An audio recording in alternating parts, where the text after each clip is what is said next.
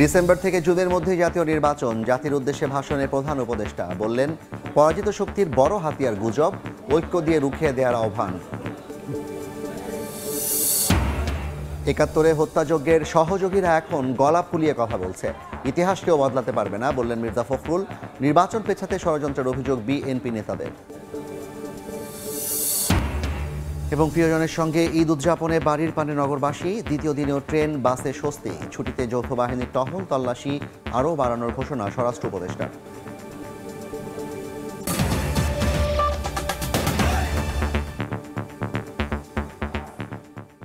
জনপদের সময়ের সঙ্গে আছি আমি জাফর সাদিক।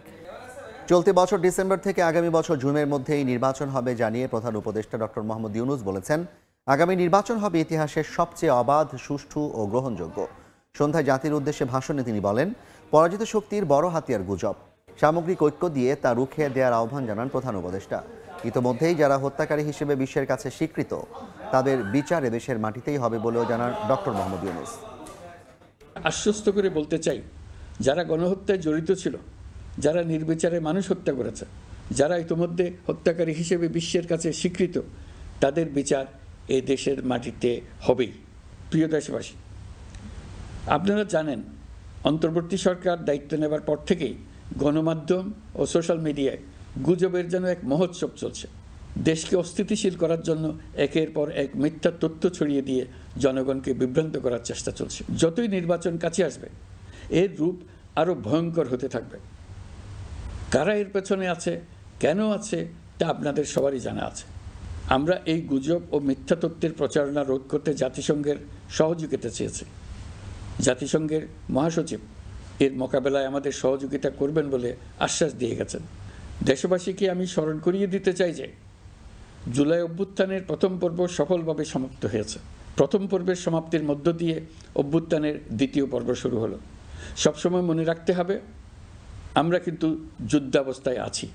গুজব হলো এই জুলাই অভ্যুত্থানের বিরুদ্ধে পরাজিত শক্তির মস্ত বড় হাতিয়ার। প্রিয় দেশবাসী, আপনারা জানেন, ইতিমধ্যে জাতীয় ঐকমত্য কমিশন তাদের কাজ শুরু করেছে। ঐকমত্য কমিশনের মাধ্যমে সকল রাজনৈতিক দলের মতামত নেওয়ার কাজ এখন চলমান আছে। কমিশনের লক্ষ্য যে সকল বিষয়ে রাজনৈতিক দলগুলো একমত হবেন সেগুলো চিহ্নিত করা এবং তার একটা তালিকা প্রস্তুত করা।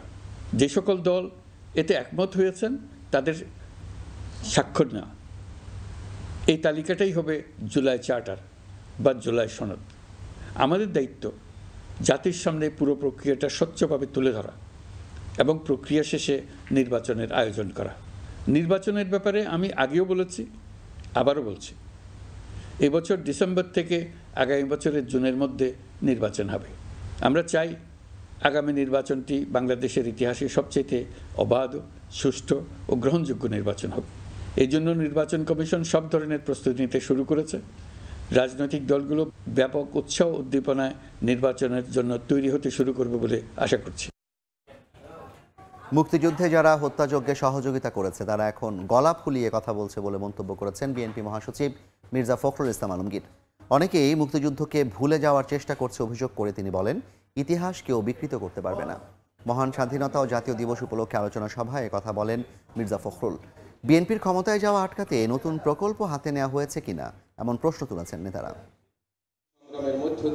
মহান স্বাধীনতা ও জাতীয় দিবস উপলক্ষে শহীদ জিয়ার ঘোষণা মুক্তিযুদ্ধের সূচনা শীর্ষক আলোচনা সভার আয়োজন করে বিএনপি। রাজধানীর ইঞ্জিনিয়ার্স ইনস্টিটিউশনে আলোচনা সভায় যোগ দেন বিএনপি এবং অঙ্গ সহযোগী সংগঠনের নেতাকর্মীরা। বক্তব্য রাখেন বিএনপির কেন্দ্রীয় নেতৃবৃন্দ এবং শিক্ষাবিদরা। জনগণ দ্বারা প্রত্যাখ্যাত হয়ে অনেকেই বেপরোয়া হয়ে গেছে মন্তব্য করেন বিএনপির স্থায়ী কমিটির সদস্য আমির খসরু মাহমুদ চৌধুরী। ২৪-এর বিজয়ের পর আবারও গণতন্ত্র বাধাগ্রস্ত হতে যাচ্ছে বলেও দাবি করেন তিনি।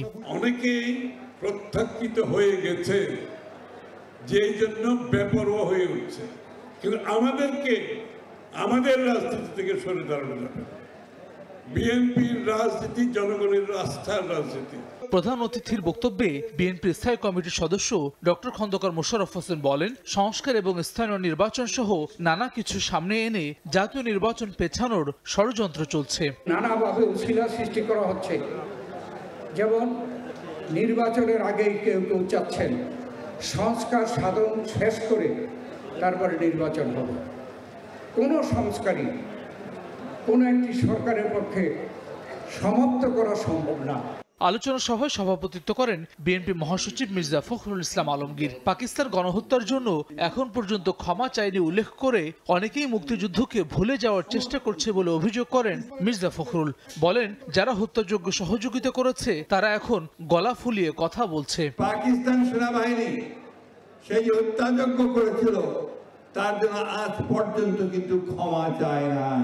কিছু কিছু মানুষ, কিছু কিছু দল, কিছু কিছু গোষ্ঠী একটা বোঝানোর চেষ্টা করছেন যে ৭১ কোনো ঘটনাই ছিল না। যারা সে হত্যাযজ্ঞে সহযোগিতা করেছে তারা এখন গলা ফুলিয়ে কথা বলে। এদিকে জিয়া মঞ্চের গণ ইফতার বিতরণী অনুষ্ঠানে বিএনপির স্থায়ী কমিটির সদস্য গয়েশ্বর চন্দ্র রায় দ্রুত নির্বাচন দিয়ে পরবর্তী সরকারকে সংস্কারের সুযোগ দেওয়ার আহ্বান জানিয়েছেন। এখনো সময় আছে, সংস্কার কথা শব্দ বন্ধ করে একটা নির্বাচন করেন। সেই নির্বাচিত সরকার দেশের প্রয়োজনীয় সকল সংস্কার করবে। এদিকে বিকেলে নয়াপল্টনে জাতীয় ক্রিকেট দলের সাবেক অধিনায়ক তামিম ইকবালের সুস্থতা কামনায় দোয়া মাহফিল করে ঢাকা মহানগর উত্তর দক্ষিণ বিএনপি। এ সময় দলটির স্থায়ী কমিটির সদস্য মির্জা আব্বাস বলেন, তামিম ইকবালের সার্বিক চিকিৎসার খোঁজ রাখছেন দলের ভারপ্রাপ্ত চেয়ারম্যান তারেক রহমান। যে আমাদের নেতা তারেক রহমান দেশের মানুষ সম্পর্কে, ভালো মন্দ মানুষ মধ্যে অনেক কনসার্ন। হাসান ওয়ালি, সময় সংবাদ, ঢাকা। প্রিয়জনের সঙ্গে ঈদ করতে রাজধানী ছাড়ছেন নগরবাসী। ঈদযাত্রার দ্বিতীয় দিনেও ট্রেনে স্বস্তির ছাপ। বাস টার্মিনালে ভিড় দেখা যায়নি এদিনও। ২-১ দিনের মধ্যে যাত্রী চাপ বাড়ার আশা সংশ্লিষ্টদের। আপনজনের সঙ্গে ঈদ আনন্দে সামিল হতে বাড়ির পথে ছুটছে মানুষ। ঈদযাত্রার দ্বিতীয় দিনেও রাজধানীর কমলাপুর রেল স্টেশনে ঘরমুখো যাত্রীদের চোখে মুখে আনন্দের ঝিলিক। সময় মেনে ছাড়ছে ট্রেন, নির্বিঘ্নেই গন্তব্যে ছুটছেন যাত্রীরা। টিকিটবিহীন কোনো যাত্রীকে প্ল্যাটফর্মে ঢুকতে দেয়নি কর্তৃপক্ষ, তাই ঝামেলা ছাড়াই ট্রেনে উঠতে পারেন সবাই। যদিও অফিস ছুটির পর তৈরি হতে পারে বাড়তি চাপ। ঈদের চাপ সম্ভবত ২৭ থেকে ২৮ তারিখের মধ্যে বেশি চাপ পড়বে, কারণ সরকারি ছুটিগুলো ওই টাইমেই পড়ে। দীর্ঘদিন পর বাসায় যাচ্ছি, আর ভোগান্তিও কম, সব মিলিয়ে সুষ্ঠু পরিবেশ এখন অবধি বজায় আছে। যদিও অভিযোগ আছে কারো কমিউটার ট্রেনের যাত্রীরা বলছেন নির্ধারিত টাকায় মিলছে না টিকিট, নেওয়া হচ্ছে বাড়তি ভাড়া। সঙ্গে পরিষ্কার পরিচ্ছন্নতা নিয়ে থাকা পুরনো অভিযোগ তো আছেই। কর্তৃপক্ষ বলছে যাত্রী সেবা নিশ্চিতে বদ্ধপরিকর তারা। জানলার পাশে অনেক ময়লা, পরিষ্কার পরিচ্ছন্নতার বিষয়ে হয়তো বা তারা অতটুক ভাবে যত্নশীল না। একটা সিটও পরিষ্কার না, প্রত্যেকটা যাত্রীকে পরিষ্কার করে নিয়ে বসতে হচ্ছে। পরিষ্কার পরিচ্ছন্ন করে ট্রেন পরিচালনা করার নিয়ম, এটা এই ক্ষেত্রে কোনো রকমের ছাড় দেওয়ার কোনো সুযোগ নেই। যাত্রী সাধারণ শাসন তো ভ্রমণের জন্যই পরিষ্কার পরিচ্ছন্নতা এটা সর্বপ্রথম প্রায়োরিটি। কমলাপুর স্টেশন পরিদর্শন করে রেলওয়ে পুলিশের ডিআইজি বলেন, টিকিট কালোবাজারি ঠেকাতে তৎপর রয়েছেন তারা। অনলাইনে ফেক দেয় এরকম অনেকগুলো ধরছি, এবং গত সপ্তাহ 2টা ধরা পড়ছে। 21টা টিকিট, 103টা টিকিট। আমাদের কাছে যখনই কোনো তথ্য আসে, আর অনলাইনে যে বাণিজ্যটা, এটা আমাদের একটা টিম সবসময় কাজ করে। এদিকে বাস টার্মিনালে এখনো যাত্রী চাপ নেই। মহাখালী গাবতলী ঘুরে দেখা যায় ঈদযাত্রার দ্বিতীয় দিনেও আসন ফাঁকা রেখে ছেড়ে যাচ্ছে দূরপাল্লার বাস। স্বাচ্ছন্দ্যে আগেভাগে বাড়ির পথে রওনা হতে পেরে খুশি যাত্রীরা। ছুটি যেহেতু এবার বেশি, এই জন্য আনন্দটা আরো বেশি হবে। বাসা যাচ্ছি মূলত ঈদের পরিবারের সকলের সাথে আনন্দ করার জন্য, ঈদ কাটানোর জন্য। পরিবহন সংশ্লিষ্টরা বলছেন লম্বা ছুটির কারণেই এবার যাত্রী চাপ কম। 2-1 দিনের মধ্যে ঘরমুখো মানুষের ভিড় বাড়তে পারে। গাবতলীতে কোনো যাত্রী নাই, গাবতলী পুরো টার্মিনালই ফাঁকা। যেখানে আপনার 4 গাড়ি 5 গাড়ি মনে করেন সকালের ভিতর যায়, ওই জায়গায় আমরা ছাড়তেছি 1 গাড়ি। এবারে প্রায় 2.25 কোটি মানুষ ঢাকা ছাড়বে বলে ধারণা নৌসড়ক ও রেলপথ রক্ষা জাতীয় কমিটির। তানভীর হাসান মেঘ, সময় সংবাদ, ঢাকা। উত্তরাঞ্চলে কৃষিতে বাড়ছে নবায়নযোগ্য জ্বালানির ব্যবহার। খরচ কম হওয়ার পাশাপাশি নিরবচ্ছিন্ন সেচ সুবিধার কারণে উৎপাদনও বাড়ছে। গবেষকরা বলছেন, প্রথাগত জ্বালানির উৎসগুলো ক্রমেই ব্যয়বহুল ও ছোট হয়ে আসছেন। ফলে নবায়নযোগ্য জ্বালানির ব্যবহার বাড়ানোর বিকল্প নেই।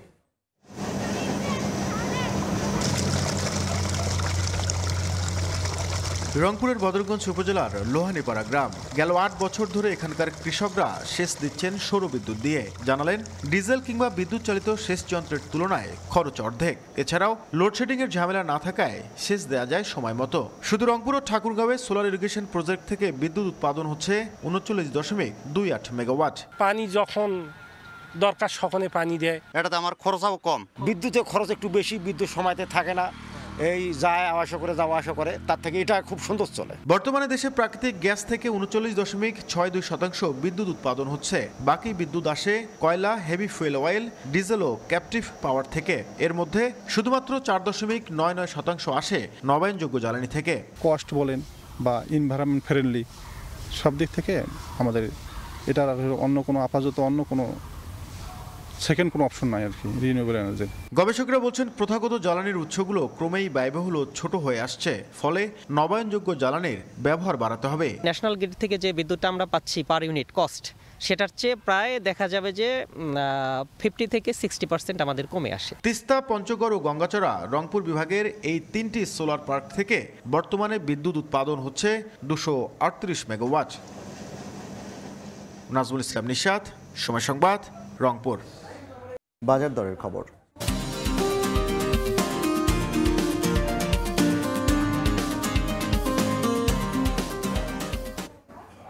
রাজধানীর বাজারে যৌক্তিক মূল্যের চেয়ে কম দামে বিক্রি হচ্ছে মুরগির ডিম, তবে খাসির মাংস বিক্রি হচ্ছে কেজিতে 100 থেকে 200 টাকা বেশিতে। বেশি দামে বিক্রি হচ্ছে গরুর মাংস। আর রমজানের চাহিদা বাড়ায় 1 কেজি শসা কিনতে গুনতে হচ্ছে যৌক্তিক মূল্যের দ্বিগুণের বেশি দাম। প্রাণীজ আমিষের সহজলভ্য উৎস ডিম। খুচরা পর্যায়ে প্রতি পিস ডিমের যৌক্তিক মূল্য 11 টাকা 87 পয়সা হলেও বর্তমানে রাজধানীর বাজারে তা বিক্রি হচ্ছে 9 টাকা 17 পয়সা থেকে সর্বোচ্চ 10 টাকায়। এদিকে কৃষি বিপণন অধিদপ্তরের বাজার তথ্যই বলছে 1 কেজি খাসির যৌক্তিক মূল্য 1004 টাকা হলেও খুচরা বাজারে তা বিক্রি হচ্ছে 1100 থেকে 1200 টাকায়। গরুর মাংস বিক্রি হচ্ছে সরকারি হিসাবে যৌক্তিক মূল্যের চেয়ে কেজিতে 80 থেকে 100 টাকা বেশিতে।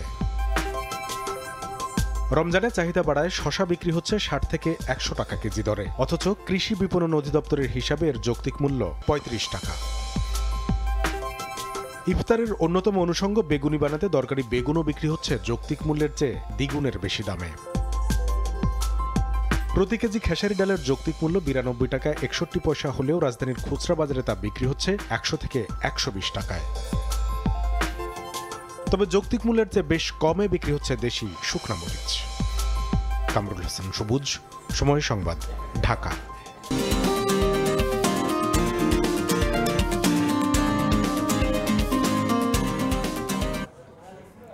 নতুন জামার সঙ্গে মিল রেখে কারো কিনতে হবে জুয়েলারি, আবার কেউ কিনবেন জুতা। ঈদ যত ঘনিয়ে আসছে এসব দোকানে, তাই শেষ দিকের কেনাকাটায় ব্যস্ত সময় পার করছেন ক্রেতা বিক্রেতারা।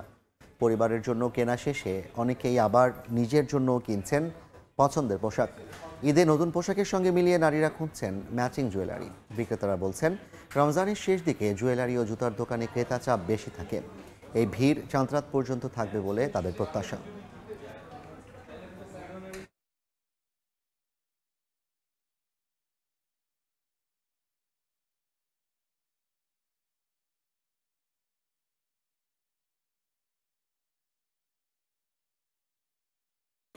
জনপদের সময় শীর্ষ সংবাদগুলো জানিয়ে দিচ্ছে আরেকবার।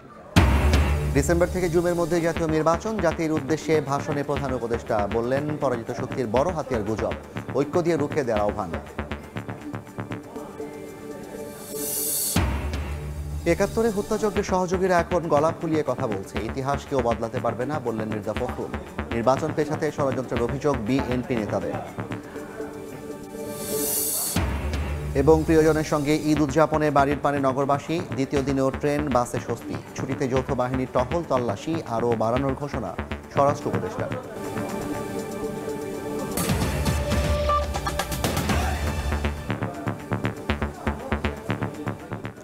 এই ছিল জনপদের সময়, সঙ্গে থাকুন সময়।